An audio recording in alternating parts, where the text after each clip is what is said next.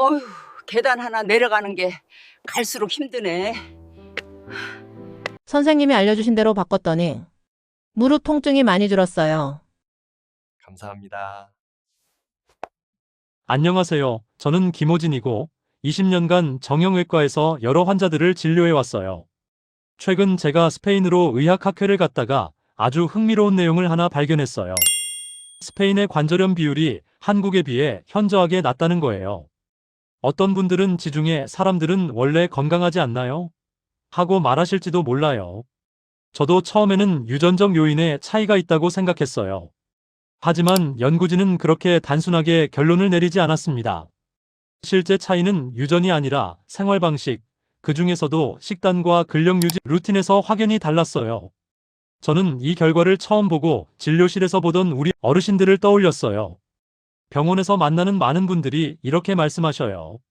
나이 들면 다리 힘 떨어지는 건 어쩔 수 없지요. 하지만 과연 정말 그럴까요? 스페인 노년층들은 왜 같은 나이에도 넘어짐이 적고 무릎 통증 호소 비율도 낮고 일상 걷기 지속 시간이 한국보다 2배 가까이 높은 걸까요? 저는 오늘 그 이유를 허구나 과장이 아닌 실제 연구 근거에 기반해 정확하게 설명드리려고 합니다. 그리고 그 내용을 한국 어르신들이 현실적으로 따라할 수 있는 방식으로 완전히 재구성했어요. 즉, 스페인 노년층들이 실천하는 항염 식단을 한국 식재료로 바꿔 적용하는 방법, 스페인 노년층이 공통적으로 실천하는 근력 유지 루틴, 그리고 한국 어르신의 식단과 생활 패턴에 꼭 필요한 5가지 다리 힘 회복 식품을 한꺼번에 묶어 여러분에게 전달드릴 생각이에요. 먼저 제가 스페인 연구팀의 내용을 읽으며 가장 놀랐던 대목은 바로 이것이었습니다. 스페인 노년층은 나이가 들수록 더 많이 걷기 위해 운동하는 것이 아니라 근육을 지키기 위해 무엇을 먹어야 하는지를 우선적으로 관리한다는 점이요. 운동보다 식단이 먼저라는 의미죠.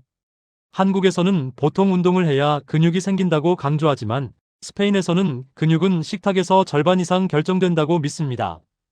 이 차이가 노년기 다리 건강의 격차를 만든 것입니다. 여러분도 경험해 보셨을 겁니다. 걷기 운동을 아무리 꾸준히 해도 종아리가 묵직하고 무릎이 시큰하고 앉았다 일어날 때 비틀거리는 느낌은 쉽게 사라지지 않습니다. 심지어 무리해서 운동했다가 무릎에 물이 차는 경우도 있습니다. 이유는 아주 단순해요. 근육은 사용만 한다고 자라지 않고 재료를 넣어줘야 자랍니다. 그 재료가 바로 단백질, 항염 성분, 미네랄, 필수 지방산 같은 영양소예요. 스페인 노년층들이 유난히 관절염 발생률이 낮고 넘어짐 이후 회복 속도가 빠른 것도 이 항염 식단과 근력 유지 루틴이 오랫동안 몸에 습관화돼 있었기 때문이에요. 지중해 식단이 전 세계에서 가장 항염 효과가 뛰어난 식단으로 꼽히는 것도 이와 같은 맥락입니다. 하지만 한국에서 스페인 음식만 먹고 살 수는 없잖아요. 그래서 저는 오늘 내용을 한국 식재료 중심으로 재해석했습니다.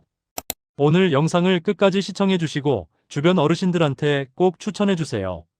그리고 댓글에 대한민국 남겨주세요. 자, 그럼 단도직입적으로 말씀드릴게요. 스페인 사람들의 다리 힘이 특히 오래 유지되는 가장 큰 이유는 바로 이것입니다. 근육이 매일 조금씩 회복될 수 있도록 식탁에서 항염 성분과 단백질을 꾸준히 공급한다. 이 원칙 하나가 노년기의 삶의 질을 완전히 바꾸어 놓았습니다. 우리는 흔히 단백질을 이야기할 때 고기만 떠올립니다. 하지만 스페인에서는 단백질보다 더 중요한 개념이 있습니다. 바로 항염 식단입니다. 관절염의 절반 이상은 염증에서 시작되는데 항염 식단은 이 염증을 줄여 근육과 관절의 회복 속도를 빠르게 만들어줍니다. 지중해 지역에서는 들기름과 비슷한 불포화 지방, 토마토 채소에서 얻는 항산화 성분, 그리고 해산물에서 얻는 오메가 지방산이 기본 구성입니다. 문제는 한국인에게는 이런 조합이 생소하거나 매일 실천하기 어렵다는 점이지요.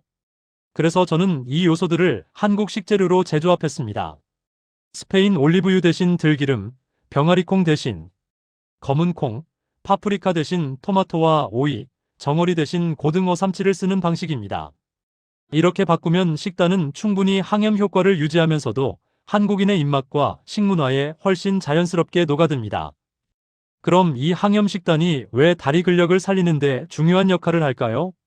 그 이유는 염증이 근육 손실의 가장 강력한 촉진제이기 때문입니다. 나이가 들면 몸 전체에서 발생하는 미세 염증이 조금씩 쌓이는데 이 염증이 근섬유를 지속적으로 자극하여 회복 속도를 느리게 만듭니다.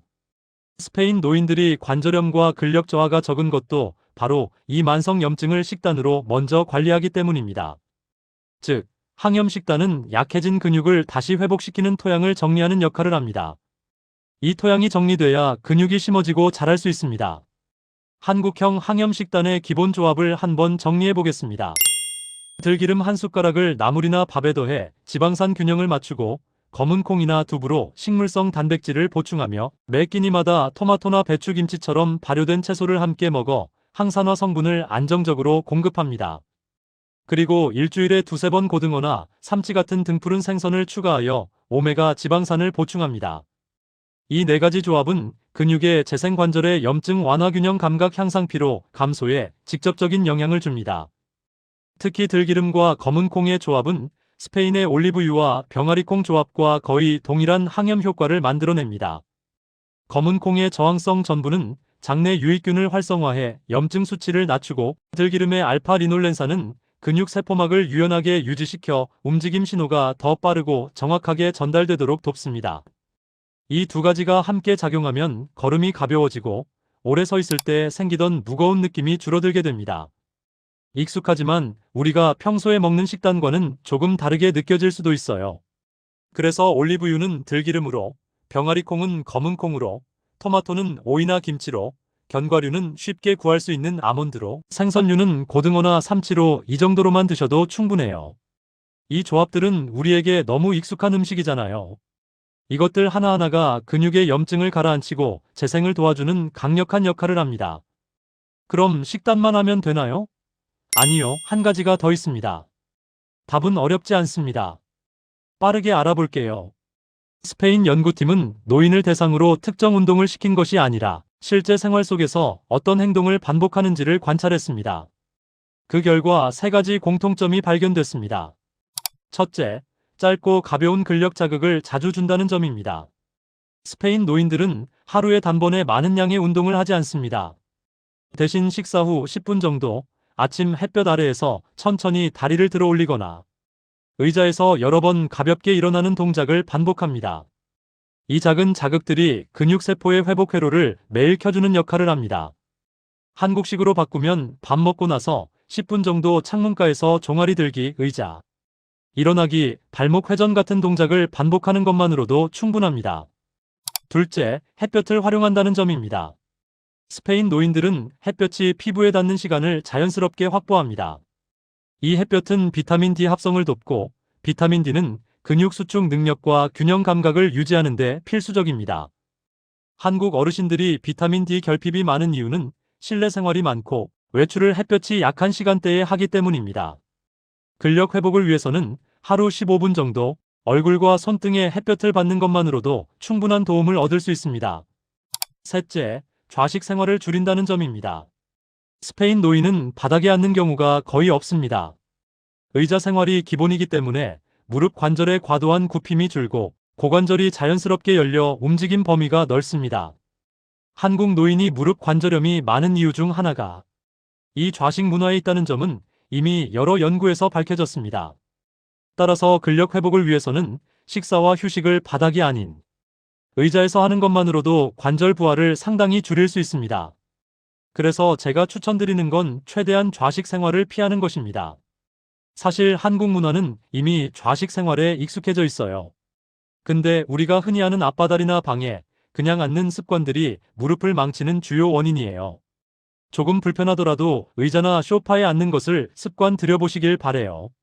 그럼 설명드린 5가지 식품을 항염식단으로 구성하고 스페인식 근력 루틴과 결합하면 어떤 변화가 생길까요? 가장 먼저 평지 걷기의 피로가 줄어들고 밤에 쥐가 나는 빈도가 낮아집니다. 그리고 계단을 오를 때 종아리가 떨리던 느낌이 완화되며 앉았다 일어날 때 비틀거림이 줄어듭니다. 이런 변화는 근육세포가 영양을 제대로 공급받기 시작했다는 신호입니다. 그리고 이것이 바로 스페인 노인의 다리 건강이 오랫동안 유지되는 이유입니다.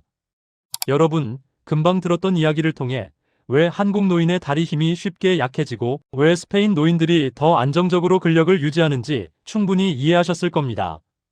그렇다면 이제 남은 것은 단 하나입니다. 정말 일상에서 오늘부터 바로 실천할 수 있는 근력 회복 설계도를 손에 쥐는 일입니다. 많은 어르신들이 이런 질문을 하십니다. 선생님, 이렇게 좋아 보이는 식단과 루틴을 다 지키려면 부담스럽지 않을까요? 제가 드리고 싶은 대답은 늘 같습니다. 아닙니다. 그대로 따라 하려고 하지 마시고 내 생활 속에서 가능한 것 한 가지를 먼저 시작하시면 됩니다. 근육은 욕심으로 키워지는 것이 아니라 꾸준함으로 되살아나는 기관입니다. 그래서 지금부터 소개할 5단계는 순서대로 다 할 필요도 없습니다. 그저 가장 쉬운 것 하나를 선택해 시작만 해보시면 됩니다. 첫 번째 단계, 하루 식단을 항염 구조로 바꾸는 것. 스페인 노인이 근육을 오래 유지하는 핵심은 운동이 아니라 음식 선택입니다. 무엇을 먹느냐가 다리 힘을 좌우한다는 확고한 인식이 있고, 실제 연구에서도 이 방식이 근육 노화를 더디게 만든다는 결과가 누적돼 있습니다. 스페인식 항염 식단을 한국 식탁에 그대로 적용하면 부담스럽겠지만 우리는 이미 비슷한 재료를 가지고 있습니다. 심지어 더 다양한 영양을 가질 때도 있습니다. 스페인에서는 올리브유를 거의 매끼 사용합니다. 한국에서는 들기름이 똑같은 역할을 합니다. 스페인에서는 병아리콩을 많이 먹습니다. 한국에서는 검은콩이 같은 아미노산 조성을 보여줍니다. 스페인에서 자주 먹는 토마토 파프리카는 한국에서는 토마토 오이 배추김치로 대체 가능합니다. 그래서 한국형 항염 식단은 아주 단순하게 구성됩니다. 아침에는 김치와 계란, 그리고 고구마 한 개만 있어도 충분합니다. 점심에는 현미밥에 멸치볶음이나 들기름으로 무친 나물을 더해주면 됩니다. 저녁에는 고등어나 삼치처럼 지방이 풍부한 생선을 한 토막 드시고 오이나 토마토를 곁들여주면 스페인식 항염 식단 완성입니다. 매 끼니마다 단백질과 항염 성분이 동시에 들어가면 근육의 회복 속도가 빠르게 올라갑니다. 특히 나이가 들수록 염증이 근육을 갉아먹는 속도가 빨라지는데 이 항염 식단은 그 부담을 크게 줄여줍니다. 두 번째 단계, 스페인 노인의 근력 유지 루틴을 한국식으로 바꾸기. 스페인 노인은 멀리 걷기보다 짧고 확실한 근력 유지를 우선합니다. 이 습관이 한국 노인과 가장 큰 차이를 만드는 부분입니다. 이 루틴을 한국 생활에 그대로 적용하면 다음과 같습니다. 첫째는 의자 스쿼트입니다. 스페인에서는 노인들이 TV를 보다가도 잠깐 일어나 의자에 앉았다 일어나기를 반복합니다. 이 동작은 허벅지 앞쪽, 엉덩이 근육, 균형을 잡아주는 중심 근육까지 동시에 자극합니다. 하루 2번, 한 번에 6회만 해도 충분합니다. 속도는 중요하지 않습니다. 천천히 앉고, 천천히 일어서고, 허리를 구부리지 않는 것만 지켜주세요. 둘째는 발목 가동 루틴입니다. 스페인에서는 넘어짐 사고를 예방하는 가장 중요한 부위를 발목이라고 봅니다. 발목이 뻣뻣하면 무릎이 받는 충격이 커지고 걸음 안정성도 크게 떨어집니다. 의자에 앉아 발끝을 올리고 내리는 동작을 천천히 10번만 해보십시오. 이 간단한 동작이 발목의 움직임을 회복시켜 걸음 속도가 안정되고 계단을 오를 때 무릎의 부담이 크게 줄어듭니다. 셋째는 계단 반층 올라가기입니다. 많은 분들이 한 층을 올라야 운동이 된다고 생각하는데 스페인 노인들은 그렇게 하지 않습니다. 반층만 오르되 매일 반복합니다. 운동량을 늘리는 것이 목적이 아니라 근육을 자주 깨우는 것이 목적입니다. 이렇게 3가지 루틴만 꾸준히 해도 허벅지 근력과 균형 능력이 눈에 띄게 좋아집니다. 특히 계단 반층 루틴은 무릎에 부담이 거의 없으면서도 다리 근육 활성도가 확실히 올라가기 때문에 매우 안전합니다. 여러분, 지금까지 긴 내용을 듣고 나면 결론은 하나입니다. 근육은 나이가 결정하는 것이 아닙니다. 우리가 무엇을 먹고 어떻게 움직이느냐가 다리를 지탱하는 힘을 결정합니다. 스페인 노인들이 우리보다 특별히 건강한 것이 아닙니다. 그들은 단지 오래전부터 근육을 지키는 문화를 가지고 있었고 그 문화 속에서 항염 식단과 작은 루틴을 꾸준히 실천해 왔을 뿐입니다. 우리도 지금부터 시작하면 됩니다. 이 작은 행동들이 모여 몇 달 뒤 여러분의 계단 속도, 걸음 안정성, 다리의 무게감까지 바꾸어 놓을 것입니다. 다리는 단순한 신체 일부가 아닙니다. 다리는 여러분의 자유이며 독립이며 삶을 누릴 수 있는 능력입니다. 그리고 그 능력은 여러분의 선택으로 다시 회복될 수 있습니다. 끝까지 함께 해주셔서 진심으로 감사드립니다. 여러분의 다리가 앞으로의 10년을 더 가볍게, 더 안전하게, 더 힘있게 걸으시길 바랍니다.